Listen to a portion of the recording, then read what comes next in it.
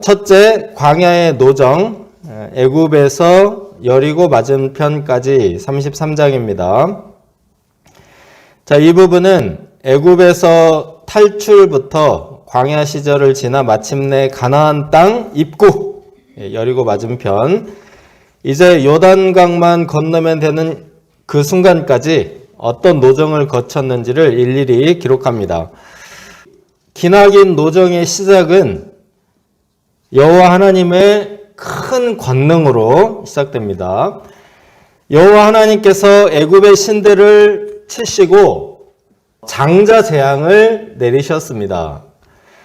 이스라엘 백성들이 독립운동을 한 것도 아니고 탈출 기획을 한 것도 아닙니다.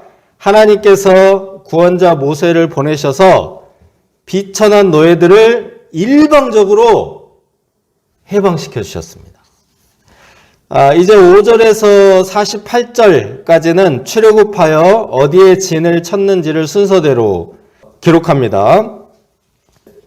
그 여정을 이렇게 지도에다 그려보면 이런 이제 왔다 갔다 하는 이런 지도가 이제 나옵니다.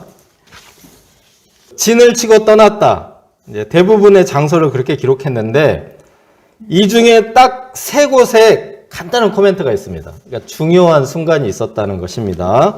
자, 9절을 보십시오. 엘림에는 샘물 10돌과 종려 70그루가 있었습니다. 광야에서 보기 드문 오아시스입니다. 그 숫자도 12지파의 12, 또 70인의 장로를 의미하는 70입니다. 엘림은 출애굽기 초기이기 때문에 광야 학교에 오신 것을 환영합니다 라는 하나님의 그 축하, 입학식 같은 의미가 있습니다. 14절에 르비딤에 백성이 마실 물이 없었더라 라고 기록합니다. 자, 이것은 이제 반어법입니다.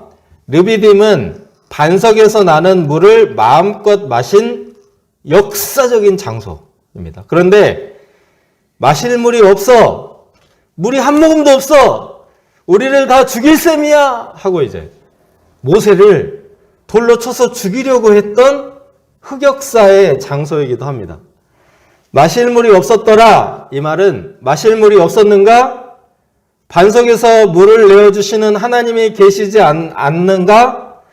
다시는 물이 없다, 음식이 없다, 뭐가 없다, 불평하지 말라. 이런 메시지를 주는 것입니다.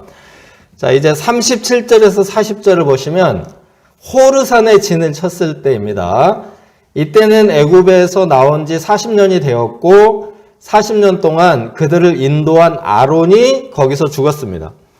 그리고 이때 가나안 땅 아랏 왕이 이스라엘이 온다는 소식을 듣고 두려워했습니다. 막 출애굽했을 때는 이스라엘 백성들을 아무도 두려워하지 않았습니다. 그들은 원망 불평이 끊이지 않았던 오합지졸이었습니다. 그런데 이제 광야 노정을 마친 후에는 가나안 왕들이 두려워하는 존재로 성장한 것입니다. 아론이 이제 비록 가나안 땅에 들어가지는 못하고 죽었으나 그 이스라엘 백성들의 성장 과정에 귀하게 쓰임 받았다라는 사실을 호르산에 기록하고 있습니다. 이 노정을 보면 가장 많이 나오는 단어가 무엇입니까? 진을 치다. 40번의 진을 쳤습니다. 그리고 40년이 흘렀습니다. 그 40은 고난의 숫자, 연단의 숫자입니다. 이걸 이제 이렇게 그려보면은 중간에는 어딘지는 이제 확실치 않지만 왔다 갔다 하면서 진을 엄청 쳤습니다. 이 40이라는 숫자는 40년 걸렸고 40번 진을 쳤다. 이건 고난이고 연단인데 그것을 통해서 어떻게 되었다? 네, 영광에 이르렀다는 것. 훈련이 성공한 것입니다. 진을 치는 것, 그리고 진을 친 것을 거두어 떠나는 것은 매우 큰 고난입니다. 이사하는 것과 같습니다. 요즘 이사는 포장 이사 업체가 와서 짐을 싸주는 것부터 다시 짐을 풀어주는 것까지 풀 서비스를 해줍니다. 그래도 이사가 어렵습니다. 이사가 얼마나 힘드는지 이사하고 나면은 전부 몸살이 납니다. 제가 그 이사를 2번 해보고 이게 너무 힘들어서 지금 10년째 이사를 안 하고 그 집에 살고 있습니다. 이스라엘 백성들이 40년 동안 40번의 이사를 했으니 이것은 고난이고 연단이 맞고 하나님의 말씀에 순종하여 연단을 받다 보니 오합지졸이 어느새 가나안을 두렵게 하는 무적의 군대가 되었습니다.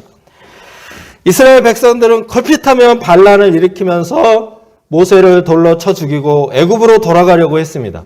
절망적인 상태였습니다. 그러나 하나님께서는 그들에게 실망하지 않으시고 그들을 떠나지도 않으시고 버리시지도 않으셨습니다. 좀채로 변화되지 않는 백성들을 무려 40년 동안 오래 참으시고 마침내 영광스러운 군대로 변화시키셨습니다. 이 하나님은 자비와 인내와 소망의 하나님이십니다. 이 하나님 안에 있는 자는 누구나 가나안 축복의 땅에 들어갈 소망이 있습니다. 이것을 신약 버전으로 하면 참 포도나무 대신 예수님께 가지처럼 꼭 이제 붙어 있는 것과 같습니다. 예수님 안에서 우리가 믿음의 용사들로 성장하여 축복의 땅에 이르기를 기도합니다. 둘째, 약속의 땅의 경계 34장입니다. 가나안 땅을 눈앞에 바로 둔 그 백성들에게 정복할 땅이 이곳이야 라고 알려주는 것입니다. 가나안 땅 동서남북 경계를 지명을 다 포함해서 정확하게 이제 알려주십니다. 네, 고증을 하고 해가지고 이제 대충 이런 땅이다. 뭐 거의 비슷하겠죠. 근데 정확하진 않습니다. 사실 3,000년 넘게 전이기 때문에. 근데 이제 대충 한 이 정도의 땅이다라는 거죠. 이 정도의 땅이다. 이곳을 이제 정확하게 알려주시고 여기까지 오더라, 여기까지 정복해라 알려주시고 그 땅은 몇 지파가 나눈다고요? 9지파 반 지파만 받으라고 이제 했습니다. 왜냐하면 루벤과 갓 지파와 므낫세 반 지파 이 2지파 반은 요단강 건너기 전에 이제 목초지를 이미 얻었기 때문입니다. 자, 하나님께서 정복할 땅의 경계를 정해주신 것은 어떤 의미가 있습니까? 하나님은 온 천하의 주인이시므로 갖고 싶은 땅 다 가져라! 그렇게 하실 수 있지만 그렇게 하지 않으십니다. 전 세계 땅을 전부 그냥 차지하고 거대한 제국을 만들어라. 이것도 아닙니다. 이 가나안 땅은 유럽 대륙을 놓고 봐도 크지 않은 땅입니다. 제가 구글 지도를 이제 아프리카까지 캡처를 했는데요. 가나안 땅의 크기. 이게 지도에 나타나지도 않습니다. 손톱만 하죠. 우리나라 지도하고 이제 겹치게 해가지고 비교한 이런 그림인데, 남한만 해도 5배입니다. 5배. 우리가 5배 많아요. 하나님께서는 땅 욕심을 부리지 않게 하십니다. 하나님의 목적은 좋은 땅을 막 왕창 얻어가지고 막 배 부르게, 이게 중요한 게 아니고요. 그 땅에서 무엇을 하면 어떻게 살아갈 것인가, 이게 중요하다는 겁니다. 보이지 않지만 살아계신 하나님을 풍성하게 알아가는 그 삶을 사는 것, 이것이 목적입니다. 그래서 창조주 하나님을 잘 알고 이 하나님을 온 세상 만민에게, 하나님 안 보이는 분이고 만질 수도 없고 이런 분이니까 그 하나님을 정말 풍성하게 체험하고 온 세상 만민이 이 하나님을 알 수 있도록 증거하는 제사장 나라 거룩한 백성이 되는 것이 목적입니다. 그래서 이 목적을 이루기 위해서는 요만한 땅에서도 충분하다는 것입니다.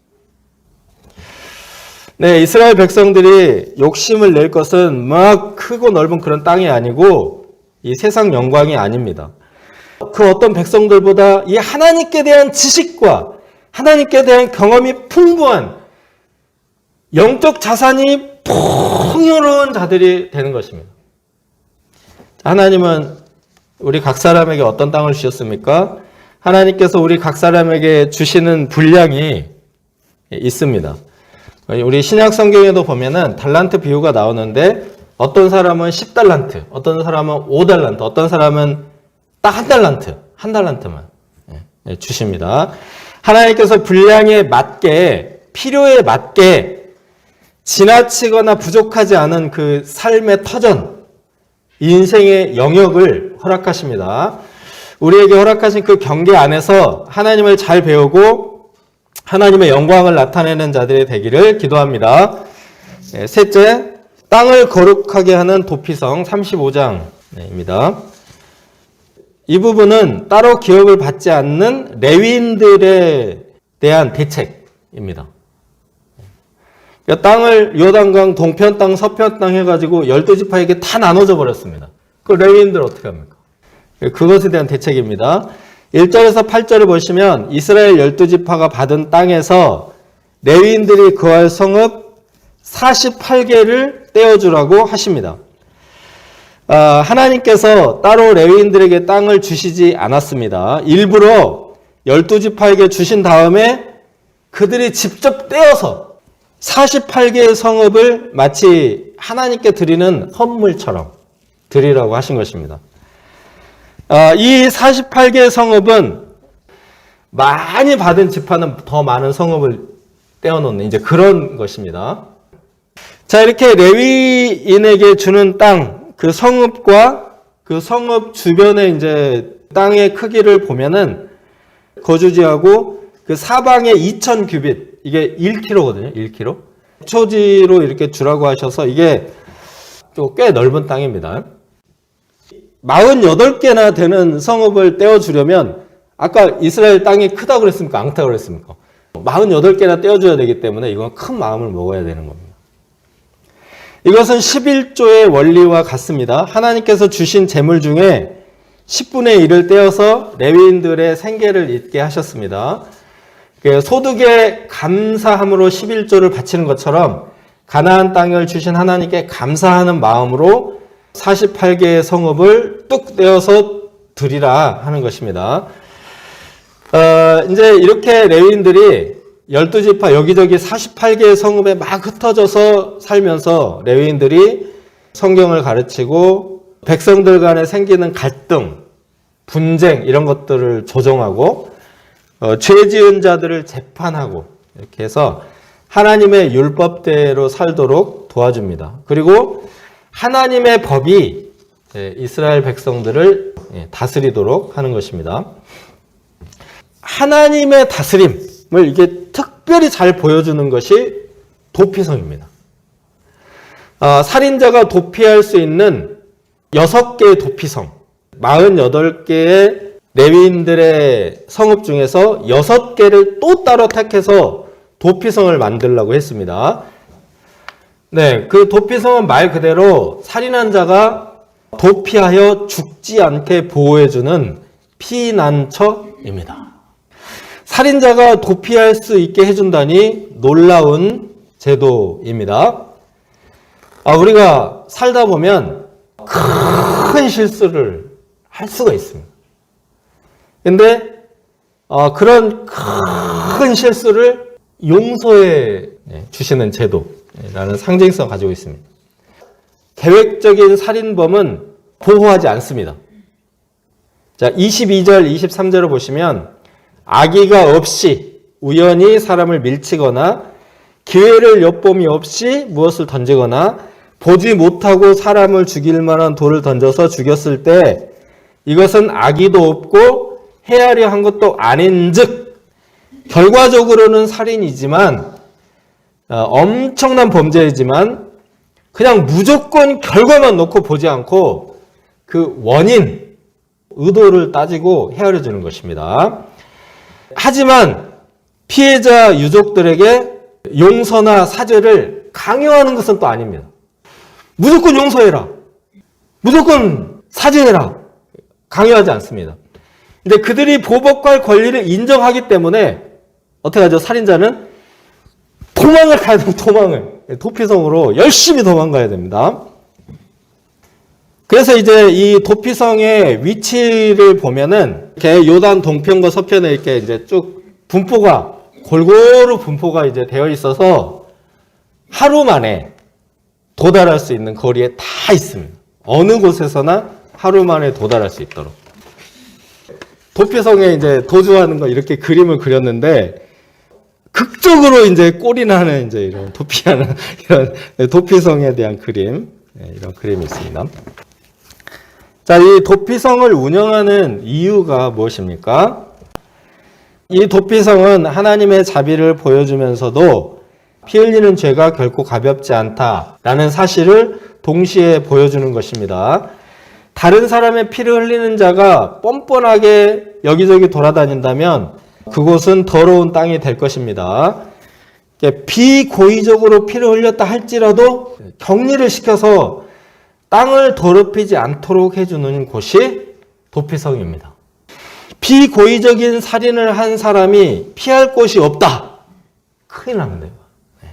여기서 피를 흘리면 또 복수를 거듭하면서 막 그 땅에는 피 흘림이 가득하고 증오와 미움으로 가득한 더럽혀지는 땅이 되는 것입니다. 그래서 이 악순환을 끊어주는 것이 도피성입니다. 사람은 누구나 깨끗한 곳을 좋아합니다. 우리가 길거리의 쓰레기도 날마다 환경미화원들이 청소하고 쓰레기도 분리수거하여 깨끗하게 처리합니다. 그런데 우리가 깨끗한 곳에 살기 위해서는 더러운 것을 처리해 줄 곳, 쓰레기 매립장이 필요합니다. 우리 서울시의 쓰레기를 어디다 매립하는지 아십니까? 인천에 매립하고 있습니다. 그러면 우리 영혼이 더럽혀지지 않으려면 무엇이 필요합니까? 영적인 이 쓰레기 매립장, 도피성이 필요합니다. 도피성은 영혼의 쓰레기를 품어주고 이 세상을 깨끗하게 해주는 곳입니다. 우리 죄를 지시고 십자가에 죽으신 그 예수님이 바로 도피성이십니다. 보라, 세상 죄를 지고 가는 하나님의 어린 양이로다. 우리 마음에서 품어져 나오는 육신의 정욕, 안목의 정욕, 이생의 자랑, 미움, 증오, 탐욕 등 그 죄의 오물들을 예수님께서 친히 지시고 십자가에서 피 흘리심으로 담당하셨습니다. 이 예수님께 우리가 도피함으로 우리 영혼이 깨끗하고 건강하게 살아갈 수 있습니다. 우리 신자들은 거룩하신 성령님이 거하시는 성전입니다. 예수님의 피로 항상 깨끗하게 씻음으로 하나님의 임재와 축복이 넘치는 자들이 되기를 기도합니다. 이제 마지막 36장입니다. 신앙생활은 므낫세처럼. 므낫세 자손의 장로들이 슬로보앗의 그 딸들의 기업 계승 문제 때문에 모세를 찾아왔어요. 그러니까 슬로보앗의 딸들이 다른 지파로 시집갈 경우 므낫세 자손의 땅이 다른 자손의 땅이 될 수 있다는 겁니다. 그래서 하나님께서 주신 그 고유의 기업이 떼어져서 딴 데로 가버리는 이 삭감되는 모순이 생긴다. 슬로보앗의 딸들이 기업 계승하는 특권을 받는 대신에 므낫세 지파에게만 시집을 가므로 가나안 땅 분배의 그 큰 원칙이 지켜지도록 보완 입법이 됐습니다. 그러니까 특권을 누리는 대신에 결혼의 선택이 좁아지는 희생을 감수해야 한다는 것입니다. 10절에서 13절을 보시면 슬로보앗의 딸들은 말씀에 순종해서 숙부의 아들들의 아내, 가장 이제 가까운 친척의 아내가 됨으로써 자신들이 할 수 있는 가장 좁은 길을 선택했습니다. 스스로 자신의 권한을 최대한 절제하여 큰 대의, 큰 뜻을 세우는 선택을 한 것입니다. 우리 슬로보앗의 딸들의 이야기를 어디서 봤죠? 네, 26장에서 봤습니다. 두 번째 인구조사 하면서 나오죠. 마지막에 또 뭐가 나옵니까? 이 슬로보앗의 딸들의 얘기가 나오는데 이들이 므낫세 지파다라는 사실을 강조하고 있습니다. 이 모범적인 신자들, 그러니까 광야에서 구세대가 싹 사라지고 하나님의 약속의 땅을 사모하는 완전히 새로운 세대가 되었는데 그 신세대의 가장 모범적인 신자가 이제 슬로보앗의 딸들입니다. 근데 그들이 어디에 속해 있다? 므낫세 지파에 속해 있다는 겁니다. 이 므낫세 지파는 광야 40년 동안 인구가 가장 많이 늘어난 지파입니다. 시므온 지파가 63%가 줄었거든요. 시므온 지파. 네. 이게 이제 시딤의 음행 사건의 여파가 컸을 겁니다. 63% 줄었는데 므낫세 지파가 64%가 늘었습니다. 이 므낫세 지파의 특징이 뭡니까? 조용하다는 겁니다. 아무데 등장하지 않고 하나님의 뜻을 조용히 따르는 겁니다. 사고만 안 쳐도 하나님의 축복이 차고 넘친다는 사실을 보여줍니다. 우리는 광야 같은 세상을 살아가고 있습니다. 하나님의 말씀에 따라 명령하신 대로 노정을 따라가므로 하나님의 넘치는 축복에 이를 수 있기를 기도합니다.